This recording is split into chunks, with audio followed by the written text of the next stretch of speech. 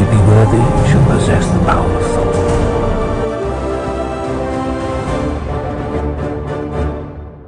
Hello, everyone. Welcome to Across the Bifrost, the Mighty Thor podcast, where on each and every episode, we explore the world of Marvel's Mighty Thor. My name is Ryan Doze. I am your host today for a breakdown of a special issue. We are breaking down the first Immortal Thor annual for 2024. And to do this, not gonna lie, everybody, sometimes when I read comics, I need a lot of help. I need help with connecting the gaps, completing the circle, all whatever analogy you want to think of. I just need help. And I have no will, I have no fast today. So I brought in the next best thing, and that is Eric Teske. He is a Patreon supporter, a good friend through the podcast, Thor super fan. I mean, I'm looking at a wall of Thor comics behind him right now. He is more than qualified. So Eric, welcome back, man. Dude, it's always just cool to chat comics with you, but especially when we've got an annual to talk about. Absolutely. Yeah. I appreciate you having me back on. I am a Thor super fan. I haven't been in comics all that long. I got in during the pandemic like a lot of people did, but I'm just increasing every year my nerdery and my geekery, and I'm going all in on it now. And so this annual was a lot of fun. I'm excited to chat about it.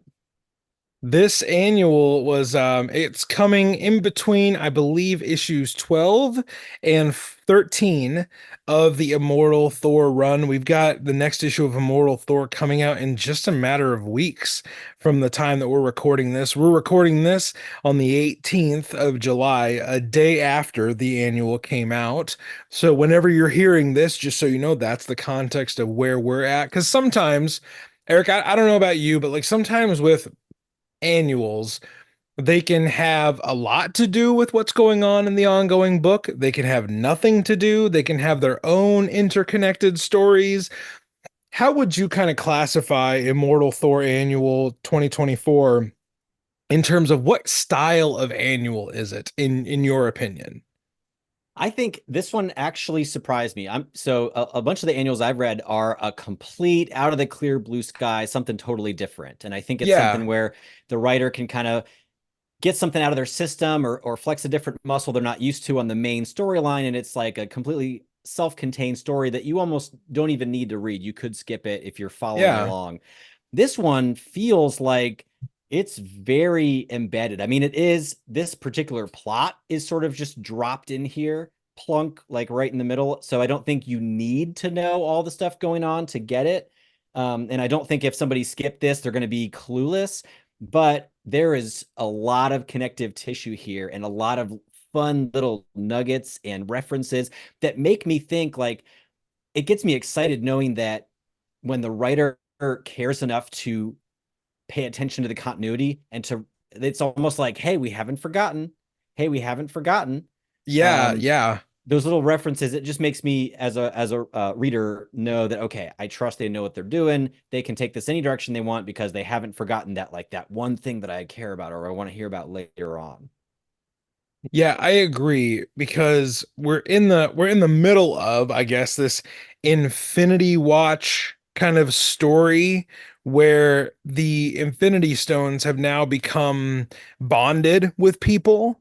And so we've seen there's been a Thanos annual that's dealt with it. There's been a Spider-Man annual that's dealt with it. This is the part three of this Infinity Watch kind of annual connected story in Thor's book. We're going to continue it on in a Miss Marvel story and so on and so forth. So we're in the not only are we dropped in the middle of a story, we're dropped in the middle of an event, almost like a mini series connected across these annuals. It kind of, do you remember, I think it was last year, Eric, the contest of chaos that was Yeah. across different books, kind of like that, where it's a mini series within another set of titles, if that if that makes any sense, I guess. Yeah, well, I mean, this one's really familiar because they actually did it's kind of like deja vu. They did an Infinity Stone are now inside characters sort of a thing. It must be 2 years now. I guess time flies. It feels like it was just recent because this seems really familiar. Okay. So before we jump into this issue, Eric, let me listeners, here's what I love about Eric Teske so much. Whenever we sit down to talk about comics, Eric over prepares. Like Eric knows shit. He like when he you said you were new to comics, Eric, but like you dig deep, man. Like when there's a story to find, you go find that story. So in addition to Immortal Thor, what were some other things that you read as a result of reading this or that you read beforehand that connected to this? So I read the teaser that comes out with the solicitations that is sort of like Yes. setting up the story. And sometimes I don't look into those much further because I don't want it to be spoiled. And sometimes I'm like, what do I need to prepare myself with that's going to make the story hit better for me so that I know what the heck is going on? And so this time around, I was just sort of Googling and looking up, okay, I'm familiar with the Prince of Power. That's Hercules' sort of other name, but wait a second. No, there's this other guy, Prince of Power. I remember that from another story in Guardians of the Galaxy. So I sort of knew what that was talking about. That immediately reminded me of the Guardians of the Galaxy annual um, from a couple of years ago. And then I was looking at said the champion of the universe, and I was like, is that just like a slang term? Is that like a new character or something? I looked it up, and it's this character that was introduced in Marvel 2-in-1 annual number 7 back in what was it, the 70s, like that. Yeah, And I love just Marvel even 2 in just 1. well, you're a big Ben Grimm fan, and I see there's a I lot of Ben am. Grimm in those 2-in-1s. So I Yes, think very that much. one. It's almost like it's his version of Marvel Team Up, where Marvel Team Up was a lot of Spider-Man. Marvel 2-in-1 was basically the Thing having a guest star Monster of the Week kind of show. But yes, so Champion of the Universe debuts in that annual, and he's in this issue today. Like if you started reading this and you didn't know who that was, which I didn't until I looked it up from the solicitation, you're going to probably enjoy it less. And so just sort of at least being familiar with who is that guy with the red hair, that's going to make this a lot more fun for you. And then if you go back and read that Guardians of the Galaxy annual, that is basically the origin story of the Prince of Power, which is a Okay. main character in this one. So that gives you a lot of the background and a lot of the jokes that carry through. So Okay, so those two issues are additional reading if you care to know more about some of the characters that play a big role in this annual. Now, Eric, going into the Thor annual, have you read the previous Infinity Watch annuals? I will admit I'm a little behind on those, but the Thanos annual and the Spider-Man annual that preceded the Thor. I know the Spider-Man annual from basically hearing reviews about it and some pretty disappointed people saying it didn't even feel like a Spider-Man story. You could swap Spider-Man out with anybody else, and it's basically just a Oh, story about the Time Stone. They just wanted to have an excuse to do a Groundhog Day story with this Time Stone character, and that was pretty much it. So okay. I think compared to that, I feel like we lucked out because we got actually like a lot of Thor in this, and there was scenes with Right. Loki. I mean, there's parts where it definitely feels like, okay, this is the same writer, this is the same world. Right, because we get references to Utgard, we get references to Gaia, we get references to Tyrannos. We even get another reference to Sif's all-seeing eyes being ineffectual again. Where it's like she can see everything in the 10 realms, but she can't see this one thing. I That list think is getting longer and longer. oh my gosh, the amount of things that Sif can't see is just like it's like she's at the eye doctor and she's taking the eye test. It's like, oh, you can see everything, right? Well, no, I can't see that thing, and I can't see that thing, and I can't see that thing. It's like, what can you see, lady? Come on. So we preambled enough. There's a lot of things you could read going into this. There's maybe even a few things you should read going into this. But we're here to talk today specifically about this Immortal Thor annual number 1 from 2024's annual season. Last year's Thor annual featured a preview of the Al Ewing Thor. So this isn't really previewing anything new. We're just kind of like Eric said, we're solidified in what we already have. and that is an Al Ewing written Thor living in Al Ewing Thor's world. A few little notes here. The main cover for this annual was done by one of my favorites was done by Salvador LaRocca. Salvador is he's just one of those like modern artists that's just like, yeah, whatever he does is probably just going to be awesome, and it is a very cool dynamic cover of Thor fighting the Prince Power, aka Power Stone. Or what is the name he gives himself at the end, Eric? Apex. He Apex. renames his name. Yeah, Apex. So we have a few variant covers. There's a design cover from RB Silva, who's another great artist. There is a Mike McCain cover that's got a lot of different characters, like Mary Jane's on there, Rogue is on there, Sue Storm is on there, Hercules is on there, Power Stone's on there, Wonder Man, Colossus, and She-Hulk, and one character I do not know. I'll have to look that up. But then the cover, really the variant cover that I've heard a lot of people talk about, Eric, is this Walt Simonson variant cover. Have you gotten your eyes on this cover? Did you by chance pick this cover up? I In didn't your pick it up, trip but to I saw it. You could tell by the characteristic gigantic like boot guard knee pad things on it. Like, very Yes. Simonson, just It's huge boot like it's the flares. biggest thing on the cover. Yeah. It's the biggest, his cape and the giant knee pads on his bound feet. You also get a really cool Beta Ray Bill head drawing there, and then we've got Curse and Malekith. There's just a lot of classic Simonson era goodness there. Characters that he put his stamp on. I love that anytime Walt does a cover, I get excited. So I know a few of our friends on Patreon and a few of even some of our co-hosts who are not here today, they picked up this cover and it brought them immense amount of joy. So let's dig into the interior of the issue. It is the main story. Our first story is written by Al Ewing and penciled by David Baldion, who is not an artist I am familiar with. Eric, was this a name that rang a bell for you at all, or is relatively new? Not by name. If I've seen their work before, I didn't make a connection to it. It looks like he's done a lot of variant cover things and a lot of backup stories in other things like Marvel Comics 1000. Did an amazing Spider-Man cover. Kind of, it looks like maybe smaller works. So happy to see someone try out their talents in this annual.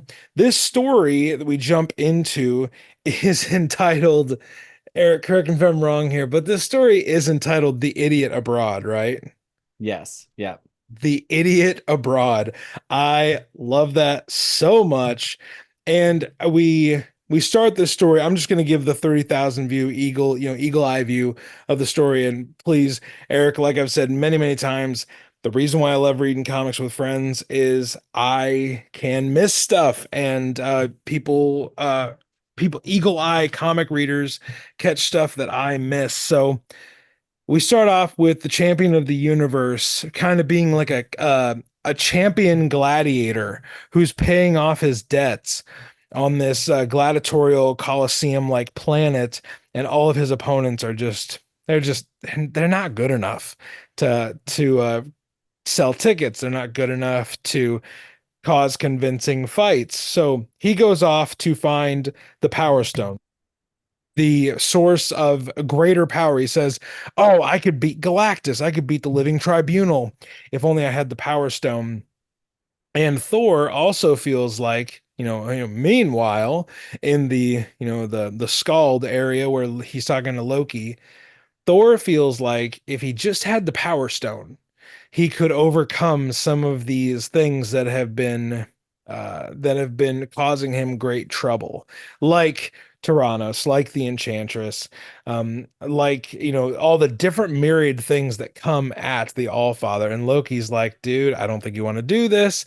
And Thor goes off to find the Power Stone anyway, and he finds it on this dumpy, grubby planet near a grimy star in a far off part of the quadrant that's not even really worth worth looking at. I love that the line there in the middle of that description, Eric, when they say it's a dirty little planet that hasn't been cleaned in weeks. So much for the vacuum of space. So good little writing choice there for Al.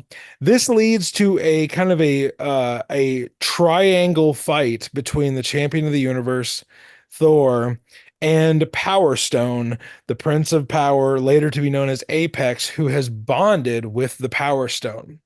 And he is a how do you say this? He is a like a buddy with Blackjack O'Hare, a mercenary bunny who is very entertaining.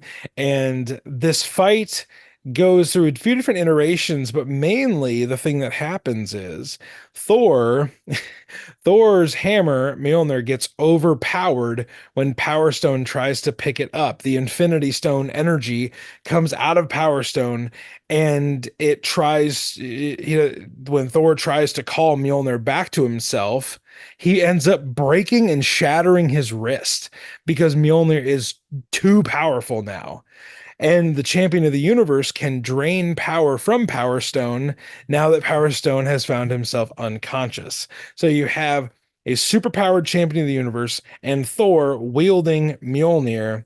And Thor comes up with a kind of a cool little trick to get out of this situation where he asks Mjolnir, hey, can you just really calmly, really small, really little thing to do?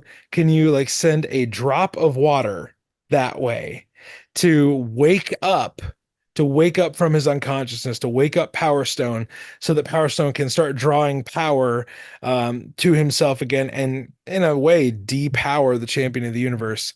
We find out the way that Thor convinces Power Stone to gain more of the champion's power is he asks him to think about a riddle, about a question. And so now that Power Stone is using brain power, he is pulling energy, he is siphoning energy out of the champion of the universe. And that is what brings us to our conclusion of our conflict. There's a few different things that they do towards the end that wrap up the story and launch it into the next part. But Eric, I chatted a lot there about what this story is. What were some of your favorite parts? What parts resonated with you? Where do you want to start the deeper nitpicking conversation about the Immortal Thor annual?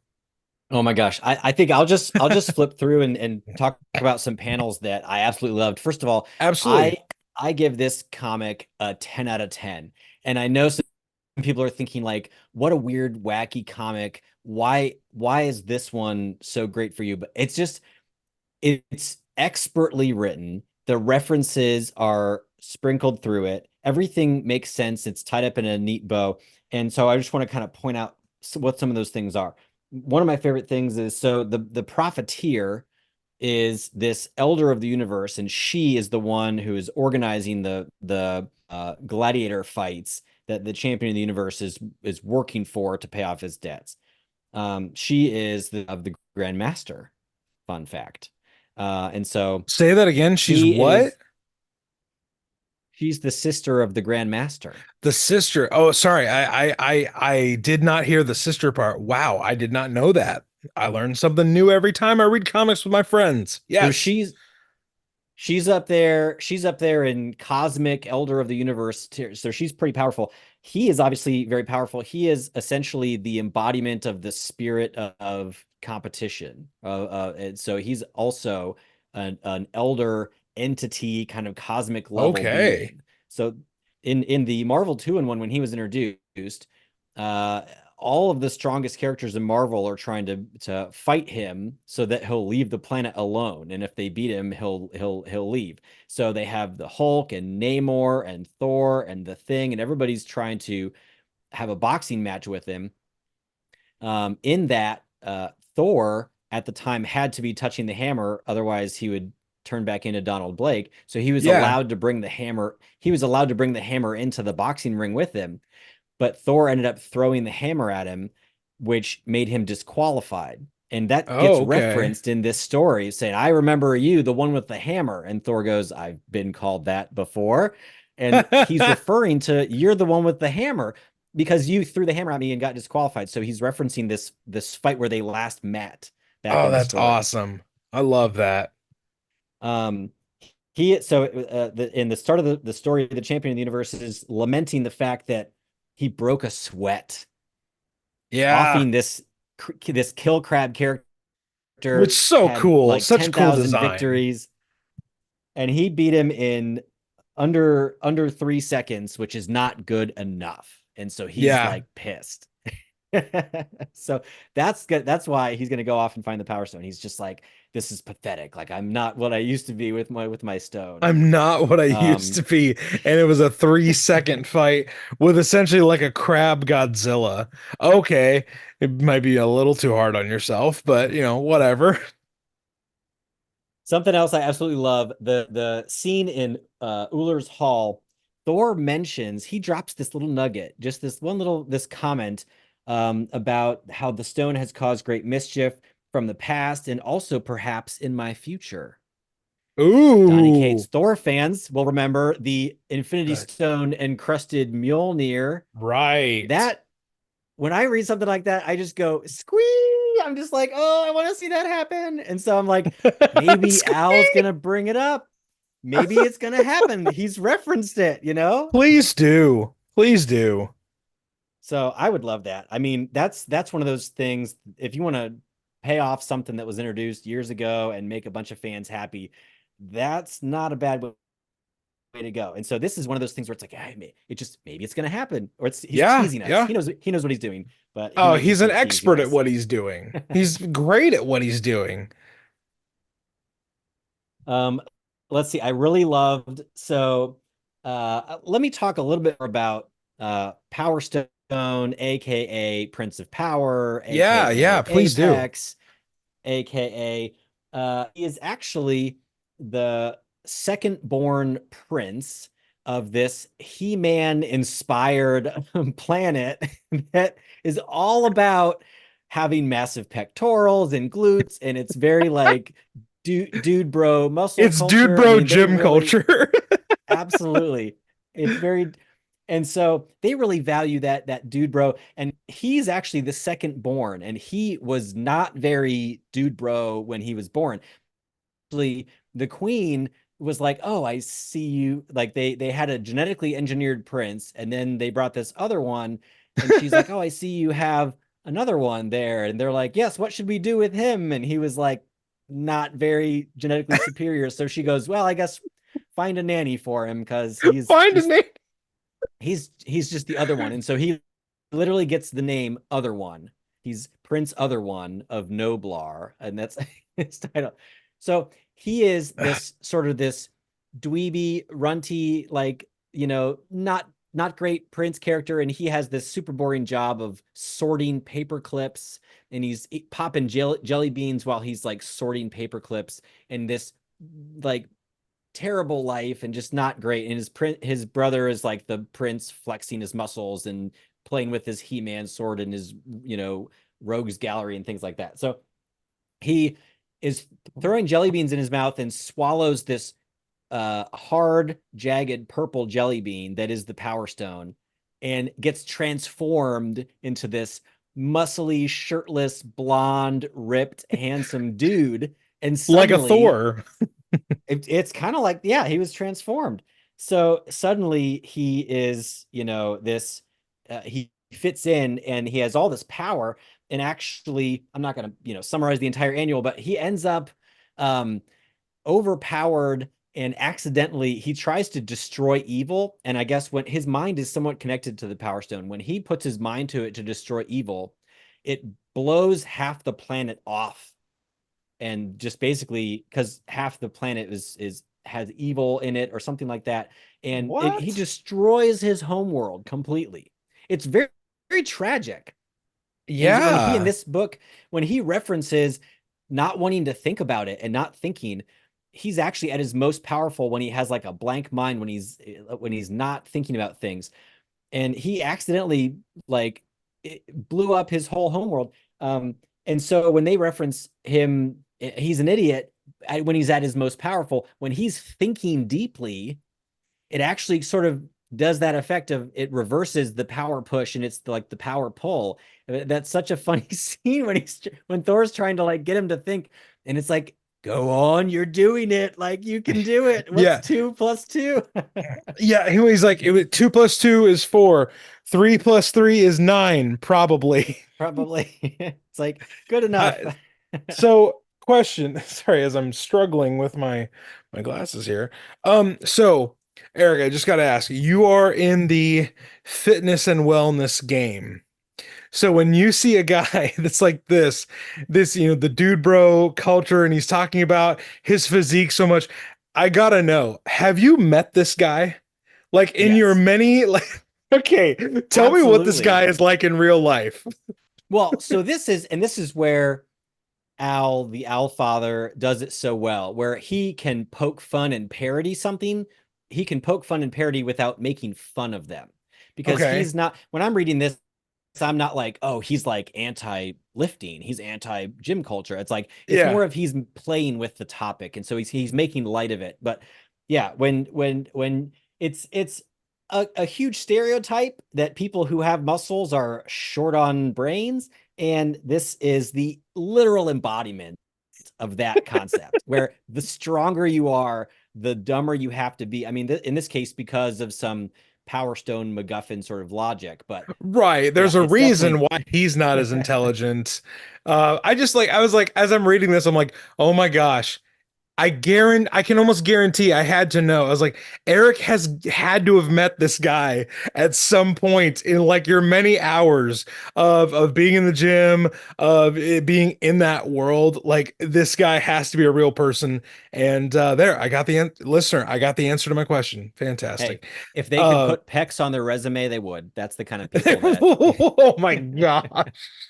Have you ever had to hire someone for one of your, I don't know if you're even in the hiring game, Eric, but like where you're looking at someone, it's like, yeah, that's not going to translate to a job. That's not going to translate to a resume like you that's think some it's. real, yeah, that's some real, oh my gosh, I'm blanking on the movie when it's like bow staff skills. He puts bow staff skills on his That is I think it's Napoleon Dynamite. Napoleon Dynamite. Yeah, yeah. Yes, I've got bow staff skills, skills, like some sweet. nunchuck skills. It's like, yeah, no, that's not going to work here. Okay, well, so what are some other parts of the annual that resonated or connected with you? And then we'll kind of give our final thoughts. And this is a little bit of a shorter episode, but we're gonna save more time for episodes down the line because we got new episodes and new issues and all that kind of nonsense coming up. So, Eric, what are kind of some other things that's jumped out to you in the annual? Yeah, we are. I mean, you might just miss this kind of stuff or not think twice about it because it's sort of this fun, lighthearted sort of a story, but we're learning a lot about Thor's Allfather powers too. So Yes. Thor breaks his hand almost off, but At later the in the issue, wrist. Like he just shatters his hand loose off of his arm. the bone's sticking out. It's pretty bad. Ugh. And but we see him healing it just by looking at it later in the issue. So he Yeah, has all father power of healing himself. I mean, we've seen him bring the Statue of Liberty back, and so he can right. restore things. He can use a little bit of his power to do miraculous things like that. We also see him with Mjolnir open up a gateway through space and time. And we saw him do that with Tyrannos to push him through to the outer reaches of the universe. But here Yeah, he's using it just as a convenient way to teleport to New York because he's going to drop Apex off in New York City as a place to say, if you want to go be a hero there. And then Blackjack O'Hare says, I thought you liked this place. Basically, he's going to wreak havoc there. Like, what are you doing putting him there? But so opening up these portals, that's something that we, lest we forget, Mjolnir can do that kind of stuff. And that's just a commonplace sort of a thing that he can do is just open up a portal. right. We talked about this. I believe Faz and I talked about this a few episodes ago that like way back when Mjolnir could do so many things. Like Mjolnir wasn't just an offensive weapon to hit people with, and it wasn't the thing that Thor had used to help him fly. Like at one point early on in Thor's existence, he uses it to time travel just Yeah. because.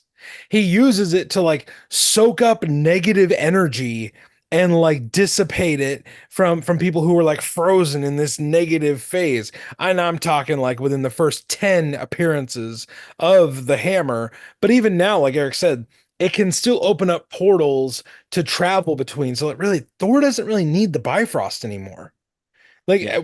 we haven't really now, correct me if I'm wrong here, but we're like a dozen issues into Thor, this Immortal Thor run with Al. Have we seen him use the Bifrost a lot? I was just thinking, I don't even think we've seen it. I know that it was restored, so it's It was working, restored but in last year's annual, and then he got what's old is new kind of duds. mhm. But I don't remember seeing Sif or the Rainbow Bridge that much during this run. Yeah. I mean, he's been portaling around, and I think that's been working out fine for him. And I think Loki's also been taking him into little sort of pocket realities, where time works differently and things. I think Loki's been actually doing a lot of transporting as well. Yeah, so okay, well, hey, maybe that's just something we just collectively just figured out about Al Ewing's Immortal Thor is like, yeah, the Bifrost's there, but like we're really not using the Bifrost that much. We're getting around by other means. Eric, did you have any final thoughts about the annual? Something that maybe you just feel like we need to tell the listener before we wrap this classic Thor adventure up? I'm just thinking that it's really exciting to see Al Ewing playing with some callback characters, some old characters that people Yeah, might not think about that often. He seems to be doing that quite a bit, actually, of like, let's find this obscure character that maybe has only even had a handful of appearances and put them into the modern story.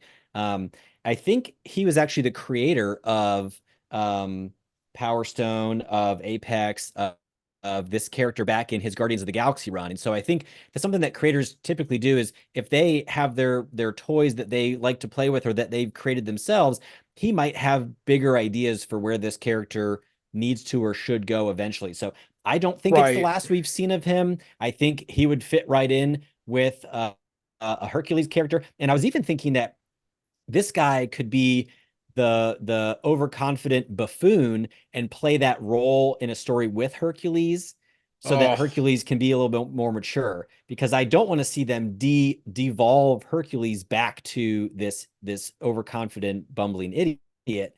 He had a lot of character growth, and I think he needs to stay on that track. But you could have a lot of fun with like the dude bro jock idiot oh my character gosh, by just yes. having it be a different character. So, and again, I think that every time I'm on the show, I'm trying to find a way to talk about Hercules. I'm just kidding. It just seems that No, things kind of end up that way. it's seriously, Eric, it's me and you and like no one else. But I love, like, speaking of Hercules, we're about to get a lot of Hercules in the next few issues. We're about to focus in on the Greek mythological pantheon, the Olympus. We're getting what is it called, the Night Mother, or a character like that is going to Yeah. be coming up soon, and I am all for more Hercules in modern comics. I mean, he's been in the Avengers Blood Hunt storyline with Hmm. Cap's like emergency response Avengers.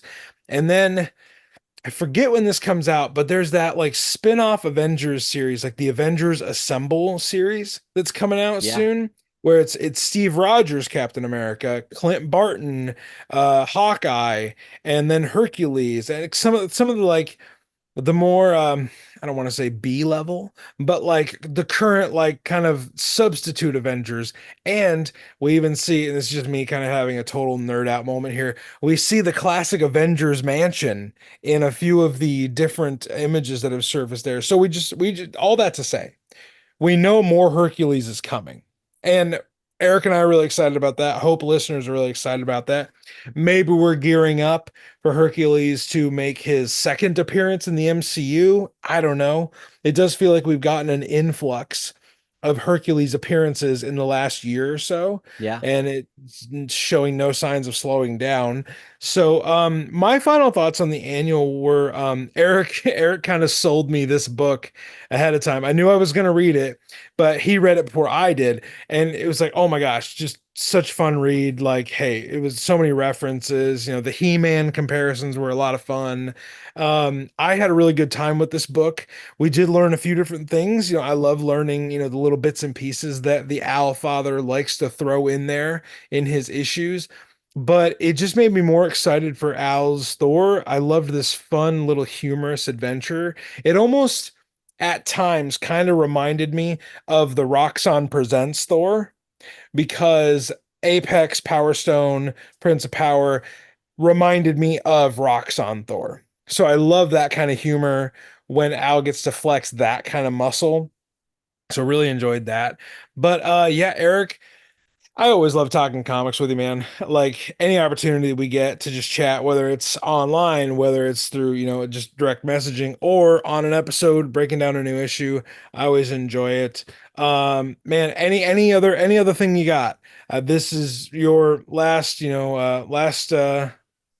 tell listeners anything you want to, and then I'll I'll wrap just us up. say, and again, this issue, this Immortal Thor annual, I give it a 10 out of 10. And I don't think everyone is going to be in agreement with that. I think that there might be some I wish Thor was more brooding kind of people out there that, oh, it needs to be more serious, it needs to be darker, it needs to be this.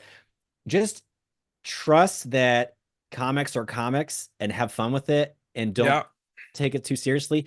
It is not doing anything to violate the internal consistency of the world, because I'm a big stickler for that. It needs to make sense, and it does. me too, So man. it's Me too. expertly crafted silliness, and so I think Yes. it deserves our our we appreciation. we Yeah. do love expertly crafted silliness. That's a great way to put that. Well, everybody, hey, thank you for listening to this episode today. I hope you've enjoyed it. If you would consider a few things, following us on Instagram at Marvel Thor Podcast. There's a link in the episode description that'll get you there. Give us a follow. We're almost at 600 followers, and I know to some people that might not seem like a big milestone, but to this guy who's been running this account for a few years now, 600 would be awesome. We also would appreciate a review and a star rating. We haven't gotten a review in a long time. So if you're listening to this and you haven't done a review, just give us a few extra minutes of your time. Give us a star rating, 5 stars if you feel like we've earned those 5 stars. And you know what? Even if we haven't earned them, that would be great. 5 stars would be awesome. But leave us a review. Tell us what you think of the show. And if you feel like going the extra mile, become a Patreon member like Eric is. You'll get pre-games, you'll get early episodes. You would have gotten this episode days in advance. You would have heard this way before all the regular people out there on the internet. You would have had special access to this, and you'll get pre-games and bonus shows from not only this, but we also I do a wrestling podcast that is sharing that Patreon with a few other guys who we're rocking and rolling and having a lot of fun over there. You're gonna get your money's worth. We try to give you your money's worth every month. Thank you for any support you can offer. But that's going to be it for today's episode, everybody. I'm going to shut us down. And just remember, whatever you're doing, wherever you're at in the 10 realms, wherever Mjolnir places you, whether it's New York City, or if it's my neck of the woods, or Eric's neck of the woods, or whatever realm you are in, and whatever you're doing in that realm, whatever that is, just remember to do one thing, and that is to stay worthy.